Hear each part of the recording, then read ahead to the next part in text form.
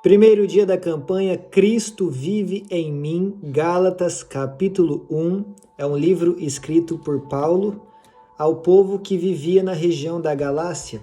E ele começa dizendo: Paulo, apóstolo enviado, não da parte de homens, nem por meio de pessoa alguma, mas por meio de Jesus Cristo e por Deus Pai, que o ressuscitou dos mortos, e todos os irmãos que estão comigo, as igrejas da Galácia, a vocês, graça e paz da parte de Deus, nosso Pai, e do nosso Senhor Jesus Cristo, que se entregou a si mesmo por nossos pecados, a fim de nos resgatar desta presente era perversa, segundo a vontade de nosso Deus e Pai, a quem seja glória para todos sempre. Amém. Então Jesus Cristo veio para nos resgatar e nos salvar. Amém? Mas eu acho interessante que Paulo fala, Paulo, apóstolo enviado por meio de Jesus Cristo. Paulo foi enviado não por homens, mas foi pelo próprio Deus. E isso é o que garante o sucesso ministerial dele. E isso é o que garante o sucesso para aquilo para o qual ele nasceu. Ter sido enviado por Deus. Quando nós fazemos algo debaixo do envio, debaixo da bênção, debaixo da provisão, debaixo da direção de Deus, a única coisa que pode acontecer é um sucesso máximo. Igual aconteceu com o ministério de Paulo, um ministério de sucesso. Por quê? Porque quem te envia te garante. E quando é Deus que te envia, acabou o assunto. Amém?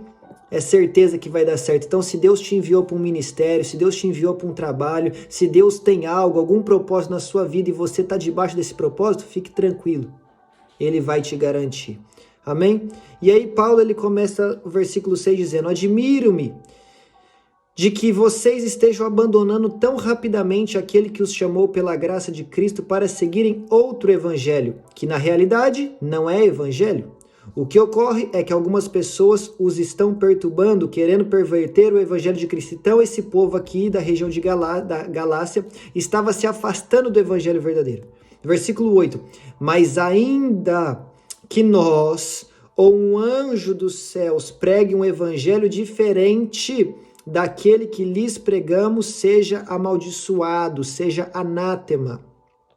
Como já dissemos, agora repito, se alguém lhes anuncia um evangelho diferente daqueles que já receberam, que seja amaldiçoado.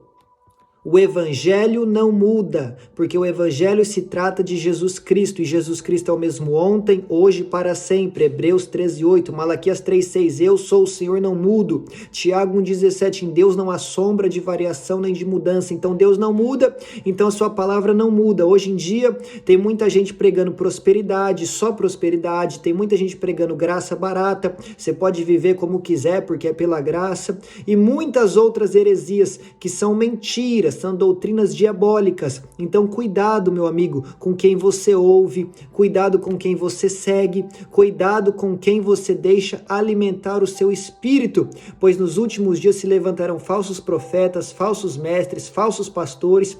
E como descobrir quem é verdadeiro em meio a tanta falsidade, a tanta mentira? Vai ter muita mentira e vai ter muita falsidade, mas verdade só tem uma, e tá aqui, tá na palavra de Deus. Então quanto mais você conhecer a palavra de Deus, menor é a chance de você ser enganado. Amém? O evangelho não mudou, é o mesmo pregado por Jesus, é o mesmo pregado pelos apóstolos. Versículo 10, acaso busco eu agora a aprovação dos homens ou a de Deus? Ou estou tentando agradar a homens? Se eu ainda estivesse procurando agradar a homens, não seria servo de Cristo. Então isso aqui é muito lindo, é muito poderoso. Nós precisamos viver para agradar a Deus. O contexto aqui é que Paulo está falando que o evangelho não muda. E o evangelho dele não é um evangelho que procura amaciar egos e agradar ao homem. É o evangelho que procura agradar a Deus, ou seja, prega a verdade de Deus, doa quem doer, amém? Goste quem gostar ou não, ele prega o evangelho de Deus. Mas nós podemos trazer aqui para diversos contextos essa palavra e aplicar na nossa vida no sentido de que viva para agradar a Deus. Viva para agradar aos homens? Sim, seja uma pessoa gentil, respeitosa, amável, mas se em algum momento da sua vida você precisa decidir entre agradar a Deus ou agradar aos homens, escolha sempre agradar a Deus, porque se nós procurarmos agradar aos homens, nós já não poderemos ser chamados de servo de Jesus Cristo, como está dizendo aqui no versículo 10. Amém? E aí Paulo vai falar, irmãos, quero que saibam que o evangelho que por mim é anunciado não é de origem humana. Versículo 12, eu o recebi de Jesus Cristo por revelação. Então o que Paulo fala não foi ensinado por homens, mas lhe foi ensinado pelo próprio Jesus Cristo. Isso é muito poderoso, muito forte. Versículo 15, Deus me separou desde o ventre materno e me chamou por sua graça.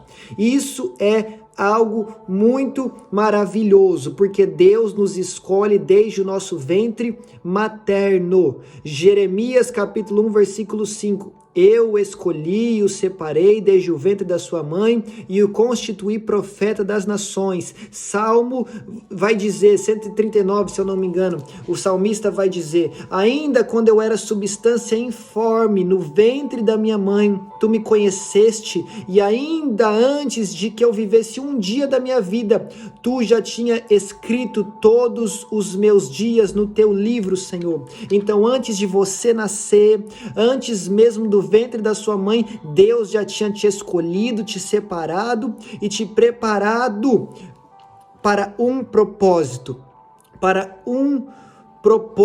do céu nesta terra, assim como foi com o salmista, assim como foi com Jeremias, assim como foi com Paulo. Você também foi escolhido por Deus desde o ventre da sua mãe e chamado para viver algo maravilhoso com Deus e através de Deus nessa terra. Procure saber qual é o seu chamado, qual é o seu propósito. Existe algo de Deus específico, especial, único para você. Amém? Deus não tem algo cópia, tá? Você não vai viver a mesma coisa que outras pessoas vivem. Deus tem algo especial para você e isso é muito lindo. Amém? Todos nós temos digitais. As nossas digitais são únicas. Ninguém no mundo tem uma digital igual a minha. Assim é o propósito de Deus. Ninguém no mundo tem um propósito igual ao seu. Deus te separou para algo específico. Procure saber o que é isso. Amém?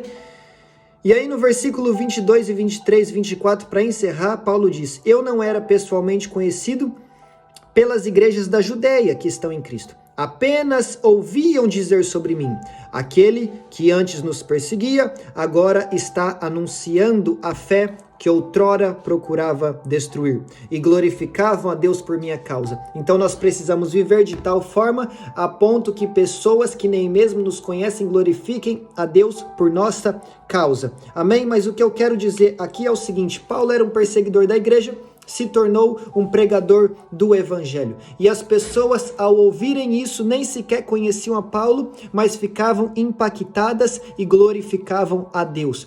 Deus vai te dar um testemunho poderoso que vai chegar aonde você nunca pisou os seus pés pessoalmente.